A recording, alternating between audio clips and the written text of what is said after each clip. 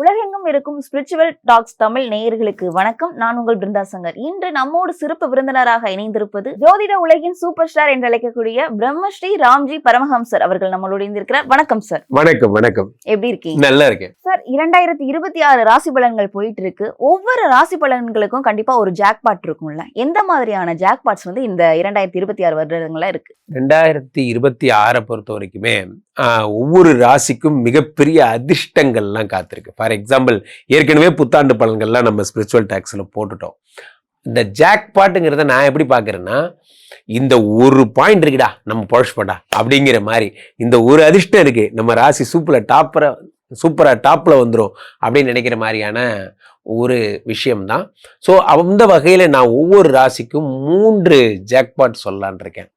ஒரு குரு சந்திர யோகம், குரு மங்கள யோகம், குரு சனியை பார்க்கிற யோகம். இந்த 3 யோகங்களும் அவ்வகையில் ஒவ்வொரு ராசிக்கும் குருவும் சனியுமாக சேர்ந்து என்னென்ன ஜாக்பாட்டுகள் எல்லாம் அள்ளி தரப்போகிறார் என்பதை பார்ப்போம்.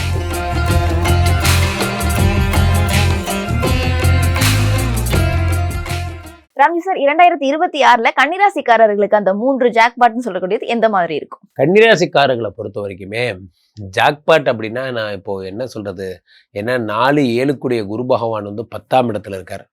அது பெரிய ஜாக்பாட்னு சொல்ல முடியாது. இருந்தாலும் ஆஃப்டர் ஜூன் இது ஜாக்பாட்னு சொல்லலாம். பிஃபோர் ஜூன் இந்த குரு பாடாப்படுத்த போகிறான். இப்பயே ஒரு டிஸ்க்ளைமர் போட்டு உங்களுக்கு சொல்லிடுறேன். சரி, நல்லதுலேருந்து போவோம். 7ஆம் இடத்திலே சனி பகவான் இருக்கிறார். 7ஆம் இடத்துல சனி பகவான் இருக்கும்போது காதல், அடே எங்கிருந்து வந்தாயடா, ஆமாம் எங்கே தானே இருந்தேன், பக்கத்தில் தான் இருந்தேன் அப்படிங்கிற மாதிரி 7ஆம் இடத்துல சனி பகவான் இருக்கும் பொழுது இவ்வளோ தூரம்லாம் நீங்கள் தேட வேண்டாம். உங்களுக்கான உங்களுக்கான துணை இங்கே பக்கத்தில் தான் எங்கேயோ இருக்காங்க அப்படிங்கிற மாதிரி கன்னிராசிக்காரர்களுக்கு உங்களுக்கான துணை உங்களுக்கு கிடைக்கும். ரொம்ப நாளாக கல்யாணம் ஆகாதவங்கெல்லாம் இப்போ கல்யாணம் ஆயிடுவீங்க. இந்த ஜனவரி மாதம் தொடங்கினோடனே எடுத்தோடனே அவங்க வீட்டில் மங்கள சத்தம் தான், மேலே சத்தம் தான் கேட்கும். இதெல்லாம் நடக்கும். ஃபாரின் போகிறவங்கெல்லாம் இந்த ஃபஸ்ட்டு ஜாக்பாட். கன்னிராசிக்காரங்கெல்லாம் ஃபாரின் போயிடுவீங்க. So hey teacher, I am going Australia man, Australia அப்படிங்கிற மாதிரி. ஸோ இவங்கெல்லாம் ஆஸ்திரேலியா போகிறது ரொம்ப பண்ணாதரா, வீட்லேயே கேட்பாங்க. அந்த மாதிரிலாம் அங்கே போயிட்டு ஆல்ப்ஸ் மலை பக்கத்தில் அப்படி அந்த மாதிரிலாம் குடகு மலை இப்படி பாடிட்டு இருந்த பையன் திடீர்னு பார்த்தீங்கன்னா அங்கே ஆல்ப்ஸ் மலை காற்றுக்கெல்லாம் போயிட்டார் அவர். ஸோ வாழ்க்கையே மாறப்போகிறது கன்னிராசிக்கார். சார், சனி கொடுத்தால் எவர் தடுப்பார்? சனி பகவான் முடிவு பண்ணிட்டார். கன்னிராசிக்காரர்கள் அப்படி ஃபாரின்ல வைக்கணும்னு அவர் முடிவு பண்ணிட்டார். இந்த முடிவை எவனாலையும் மாற்ற முடியாது. கன்னிராசிக்காரர்கள் ஃபாரின் போகிறாங்க. Point number 1. நல்லது பேசுவோம். ஸோ அடுத்து சனி பகவான் என்ன பண்ணுறார்? 4ஆம் இடத்தை பார்க்குறார். 4ஆம் இடம் என்பது என்ன? Jackpot number 2. இந்த ஜாக்பாட் நம்பர் 2 என்ன பண்ணுறார் அப்படின்னா, உங்களுக்கு வீடு, வண்டி, வாசல், ப்ரமோஷன், இதெல்லாம். இது அவ்வளோ பெரிய ஜாக்பாட்னு சொல்ல முடியாது. இது ஜாக்பாட் நம்பர் 1லேயே வச்சுக்கலாம். இப்போ ஜாக்பாட் நம்பர் 2 என்ன சார் அப்படின்னா, ஆஃப்டர் ஜூன் தான் வரப்போகுது உங்களுக்கு கன்னிராசிக்காரர்களுக்கு. பிஃபோர் ஜூன் அப்போ என்ன ஆகும்? வேலை போயிடும். உண்மையை சொன்னால் கன்னிராசிக்காரர்களுக்கு பிஃபோர் ஜூன் வேலையில் இருந்தீங்கன்னா அது ஒரு உலகமாக அதிசயம். இப்போ 7 அதிசயம் மாதிரி 8வது அதிசயமாக அதை சொல்லிடலாம். ஸோ அப்போ ஏன் அப்படின்னா, என்னப்பா எப்படி சொல்கிறீங்க அப்படின்னா, ஆமாம், ஏன்னா 10லே குரு வந்தால் பதவி பறிபோகும். 10லே குரு வந்தால் பதவி பறிபோகும். நான் சொல்கிறதெல்லாம் இப்போ கான்ட்ராக்ட் ஜாப்ஸில் இருக்காங்க. இப்போ நான் ஒரு இடத்துல நான் ஒரு ஃப்ரீலான்சராக இருக்கேன். உங்களுக்கெல்லாம் அது செல்லாது, சட்டம் செல்லாது. நான் சொல்கிறது எப்படின்னா, ஒரு கம்பெனியில் இருந்து சம்பளம் வாங்கணும், அவனுக்கு மட்டும்தான் இந்த சட்டம் சொல்லும். அப்போது 10லே குரு வந்தால் பதவி பறிபோகும். யாரெல்லாம் எம்ப்ளாயிஸோ ஒரு கம்பெனி, நான் யார் தெரியுமா, நான் எம்ப்ளாயி கிடையாது, I am the vice president. அப்போ ஃபஸ்ட்டு வேலை உங்களுக்கு தான் போகும். ஸோ ஏன் அப்படின்னா, 10ஆம் இடத்துல குரு பகவானுக்கு வைஸ் பிரசிடென்ட்டும் தெரியாது, 10ஆம் இடத்துல குரு பகவானுக்கு யார் ஒர்க்கிங் பர்சனானு தெரியாது. அவரை பொறுத்த வரைக்கும் கன்னிராசியா, கமான் வேலையில் போ, அவள் தான். ஸோ 10லே குரு வந்தால் பதவி பறிப்போம். ஆக இந்த நிலை 6 மாதம் தொடரும் நண்பர்களே. சொல்லும் போது உங்களுக்கு கஷ்டமாக தான் இருக்கும். மருத்துவன் ஊசி போட மன்னிப்பு கேட்பதில்லைம்பாங்க. இந்த மாதிரி தான் ஒருத்தர், நான் டாக்டர், நான் உங்களுக்கு ஊசி போடும்போது சாரி ரொம்ப வலிக்குதா அப்படின்னு கேட்டார். இந்த டாக்டராவது ஊசி போடுறாரா? ஊசி போட்டால் போட்டுக்குங்க, அவ்வளோதான், வேறு வலி கிடையாது. டாக்டர்கிட்ட போனால் ஊசி தான் போடுவார். ஸோ இப்போ அடுத்து 6ஆம் இடத்துல குரு பகவான் உச்சம் பெறுகிறார் 11ல்.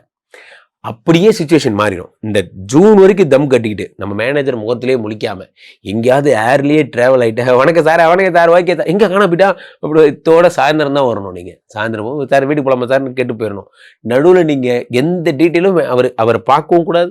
அவர் முகத்தை பார்த்தா தேவையில்லாமல் அவர் நடமாட்டம் வேறு இந்த பக்கம் அதிகமாக இருக்கும். முன்னாடி போனால் சண்டை வரும். நமக்கு தேவையா? ஸோ அப்போ என்ன ஆகும்? 11ஆம் இடத்துல குரு பகவான் இருக்கும் பொழுது அவர் என்ன பண்ண 3ஆம் இடத்தை பார்க்கிறார். அடுத்து 5ஆம் பார்வை 7ஆம் பார்வையாக 5ஆம் இடத்தை கன்னிராசிக்காரர்களுக்கு குழந்தை பிறக்க போகுது. கன்னிராசிக்காரர்களுக்கு சொத்து சேர்த்த போறீங்க. என்ன சார் ஒரே குழந்தை சொத்து இதே சொல்றீங்க? ஏன்னா குரு புத்திரகாரகன், அவர் உச்சமானா பின்ன அதுதான் கிடைக்கும். ஸோ அப்போது 5ஆம் இடத்துல ஏற்கனவே குழந்தை இருக்கிறவங்களுக்கு சொத்து சேர்த்துவீங்க. 5ஆம் இடம் இறை அருள் கிடைக்கும். 5ஆம் இடம் என்பது பந்தயங்களில் வெற்றி பெறுவீர்கள்.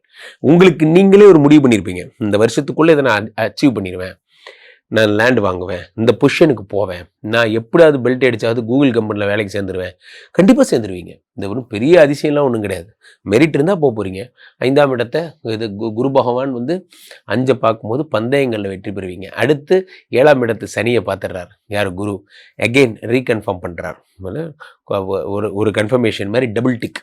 நம்ம ப்ளூ டிக் கொடுக்குற மாதிரி ஃபஸ்ட்டு அப்புறமா டபுள் டிக் ஆயிடுச்சு. அதுக்கப்புறமா 2ஆம் இடத்தை குரு பகவானை பார்த்து சனி பகவானை பார்க்கறதுனால கன்ஃபார்மாக நீங்கள் ஃபாரின் போகிறது இதாகிடுச்சு. ஸோ ஃபாரின் போகிறதும் நீங்கள் தான், வேலை இழக்க போகிறதும் நீங்கள் தான். அப்புறம் ரெண்டும் நீங்கள் தான். ஸோ இது எப்படி ஹேண்டில் பண்ணணும்? அப்போது வேலை இல்லாதவங்க ஃபாரின் போங்க.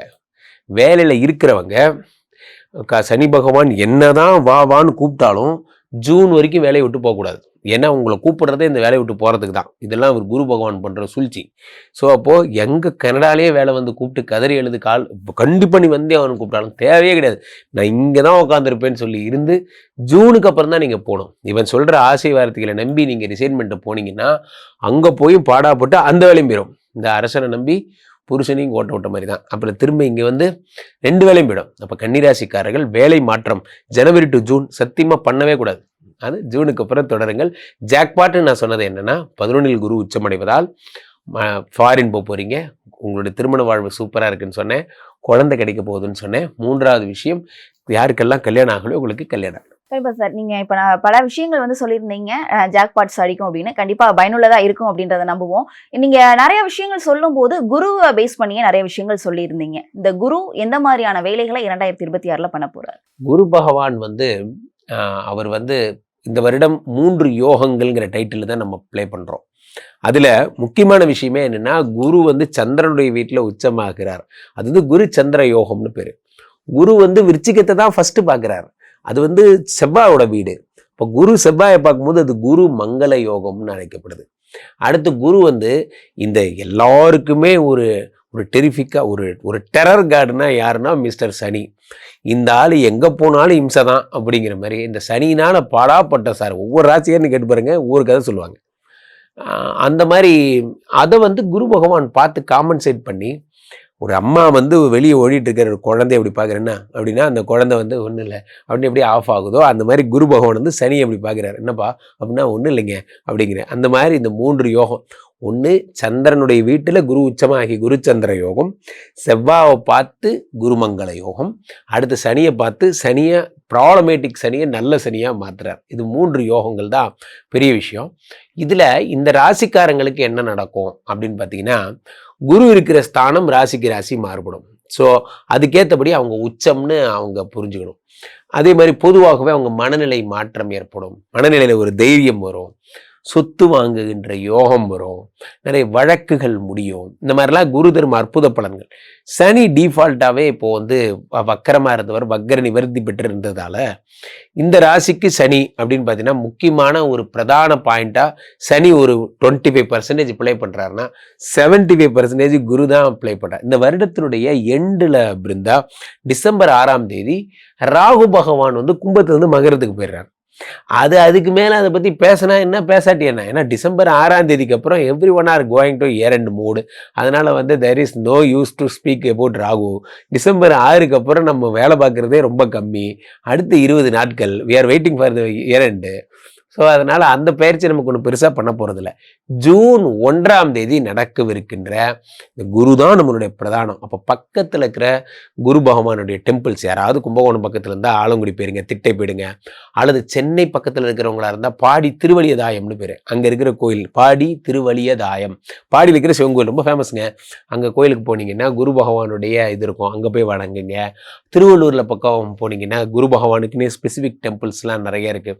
நிறைய தேடுங்க குரு பகவான் டெம்பிள்ஸ், அல்லது குரு பகவான் டெம்பிள்ஸுங்கிறத விட சித்தர் பீடங்கள் நிறையா போனால் கூட ரொம்ப பெரிய நல்ல விஷயங்கள் நடக்கும். நம்ம சென்னையில் பாம்பன் சுவாமிகள் சித்தராகட்டும், பாண்டிச்சேரி படே சாஹிப் ஆகட்டும், ரொம்ப புகழ்பெற்ற சித்தர்கள்லாம் இருக்காங்க, ரமண மகரிஷி. திருவண்ணாமலை ஃபுல்லாக ஒரே சித்தர் ஏரியா தான். If you want to see all the siddhar in the same row you can go to Tiruvannamalai. அந்த மாதிரி இளம்பிள்ளை பக்கம் சேலம் பக்கத்தில் அங்கேயும் சித்தர் கோயில்னு ஒரு கோயில் இருக்குது, அங்கே சென்று பௌர்ணமி தங்கிறது, ராகவேந்திரர் பீடம் போகிறது, குருஸ்தானத்தில் இருக்கக்கூடிய மகான்களை, சித்தர்களை, ரிஷிகளை வணங்குதல் மிக மிக சிறப்பு.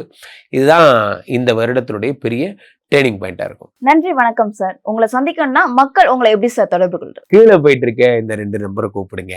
உங்களுடைய சொந்த ஜாதகத்தை பார்த்து கொள்ளலாம். உலக புகழ் வாய்ந்த நம்மளுடைய விஸ்வரூப விஷ்ணு மாயா எழுந்தருள் இருக்கக்கூடிய புனிதமான இந்த ஸ்ரீமடத்திலே தினசரி நடக்கின்ற விஷ்ணு மாயா ஹோமங்கள் கலந்து கொள்ளுங்கள். மீண்டும் ஒரு நல்ல பதிவில் சந்திப்போம். நன்றி, வணக்கம்.